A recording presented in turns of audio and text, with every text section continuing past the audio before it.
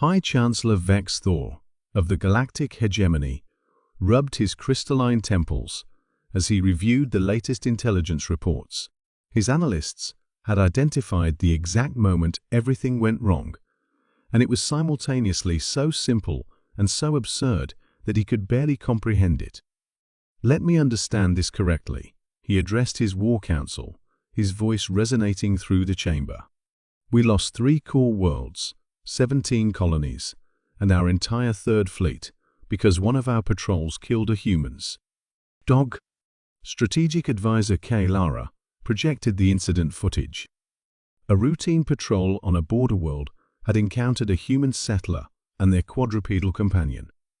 The patrol, following standard protocol for dealing with potentially dangerous wildlife, had eliminated the creature. That's when they learned their first lesson about humans: never harm something they love. The human's name was Sarah Connor, K. Lara explained, her bioluminescent patterns showing clear distress. The creature was called Max. It was what humans refer to as a golden retriever. It was not, as our patrol assumed, a guard beast or weapon platform. It was a friend. A friend? Vex Thor's crystalline form flickered with confusion. It was a non-sapient species. "That's what we thought," another advisor chimed in. "We were wrong. Humans formed deep emotional bonds with these creatures. They consider them family." The display showed what happened next. The human had sent a single message to Earth: they killed Max. Within hours, the human response began. It wasn't a diplomatic protest. It wasn't a demand for reparations. It was something far worse.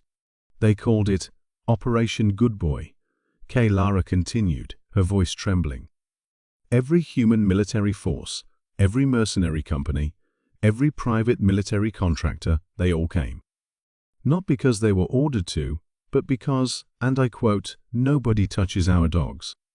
The footage showed human warships emerging from hyperspace in numbers that shouldn't have been possible. Their communication channels were filled with something humans called John Wick references and promises of vengeance. "The humans have a saying," K. Lara added. "All dogs go to heaven." Apparently, they decided to send us to meet their god to apologize in person.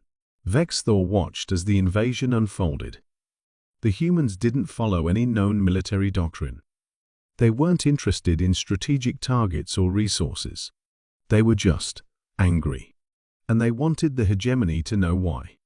Each human ship broadcasted images of their own animal companions.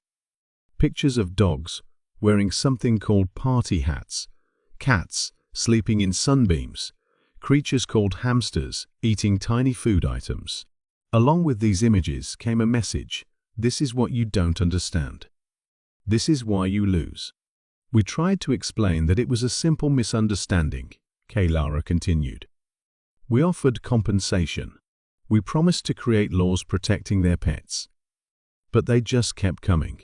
One human commander told us, 'You can't put a price on family.'" The tactical display showed the current situation.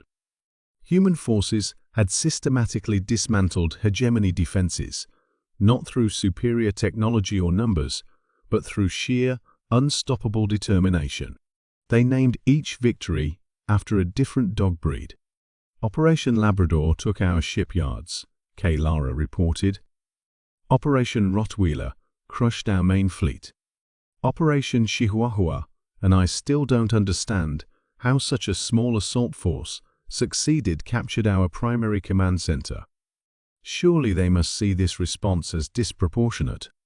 Vex Thor asked desperately. "Sir, we've intercepted their communications. They're sharing pictures of their pets with each other between battles. They're fighting harder because apparently their animals would have wanted them to be better people. We don't understand the logic, but we can't deny the results."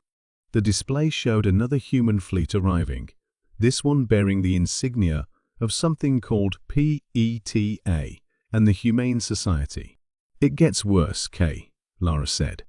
"They're now establishing what they call dog parks and cat cafes on every world they capture. They're not just defeating us, they're completely restructuring our society around their relationship with these creatures. Vex Thor watched as another hegemony fortress fell to human forces. The humans immediately began converting it into something called a pet shelter. "Send the surrender message," he finally declared. "Accept all their terms." Kaylara brought up the human demands. They were simple: full protection for all Earth animals, mandatory pets for all hegemony officials so they can learn empathy, and the establishment of an interstellar veterinary service. As he signed the surrender document, Vex Thor noticed something odd about the human commander accepting the surrender. "What is that small creature on their shoulder?"